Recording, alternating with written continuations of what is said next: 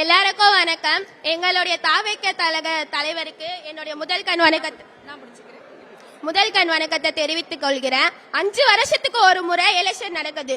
ஒரு எலெக்ஷன்லயும் பெண்கள் எல்லாரும் ஓட்டு போடுறோம். நீங்க செய்யற கடமைகளை செய்யுங்க. ஆனா பெண்களுக்கு எங்க பாதுகாப்பு இருக்கு? எங்கள் பாதுகாப்புக்கு நீங்க அதிக நடவடிக்கை எடுக்கணும். நாங்க அப்பதான் ஓட்டு போடுவோம். எங்க ஓட்டுக்கு எல்லாருமே நீங்க நடவடிக்கை எடுத்து எங்க ஓட்டை நீங்க இதுவாக்கணும். ஏன் சார் ஆழ்துளை கிணறு இருக்கு சார். ஆழ்துளை கிணறுல ஒரு பாய்ஸ் அவங்க பேசி முடிச்சோன்னு நீங்க இது பண்ணலாம். அப்பதான் அவங்களோட கருத்து எல்லாருக்கும் போகும். சரியா? ஆழ்துளை கிணறு இருக்கு. ஒவ்வொரு ஊர்லயும் ஒவ்வொரு இடத்துலயும் ஆழ்துளை கிணறு இருக்கு. ஆனா ஆழ்துளை கிணத்துல ஒவ்வொரு குழந்தை விழுந்து இறந்து போறாங்க. அதுக்கான நடவடிக்கை எடுங்க. பெண்களோட பாதுகாப்பு நீங்க குடுக்குறீங்க இல்லன்னு சொல்ல. எங்க விஜய் அண்ணா வந்தாருன்னா எங்களோட பெண்களுக்கு பாதுகாப்புக்காக எங்க அண்ணா கிட்ட நான் ஒரு ரெக்வஸ்ட் பண்ணி கேட்டுக்கிறேன். விஜய் அண்ணா பெண்களுக்கு பாதுகாப்பு தராங்கன்னா, ஆனா எங்களுக்கான பாதுகாப்பு இல்ல. அந்த பாதுகாப்பு இருக்கிற வரைக்குமே நீங்க தீவிரமான நடவடிக்கை எடுத்து இந்த உலகத்துல பெண்களுக்கு இல்லாத கொடுமைகளை நீங்க எடுத்துட்டு வரணும். அதாவது கொடுமையே நடக்க கூடாது அப்படின்னு சொல்றேன். எவ்வளவு கொடுமை இருக்கு சார். ஆனா எங்க விஜய் அண்ணா வந்தாருன்னா இந்த கொடுமைக்கு தீவிரமான நடவடிக்கை எடுக்கணும்னு சொல்றேன்.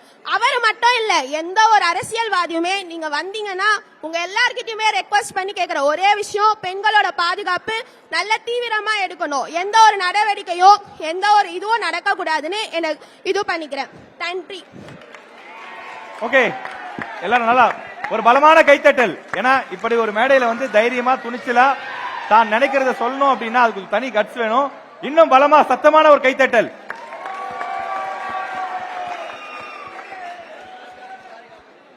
சோ அடுத்து பேசுறதுக்கு யார் ரெடியா இருக்காங்க? தெரிஞ்சு ப்ரொஃபசர் இருக்காங்க, நிறைய பேர் இருக்காங்க. சோ அவங்க கிட்ட மாணவர்கள்ட்ட நிறைய பேர்ட்ட கேட்டுக்கிட்டு இருக்கோம். ப்ரொஃபசர் என்ன பேசாங்க கேட்கலாம். சார், இப்போ தமிழக வெற்றி கழக தலைவர் விஜய் வந்திருக்கல, அரசியலுக்கு வந்திருக்காரு இல்லையா?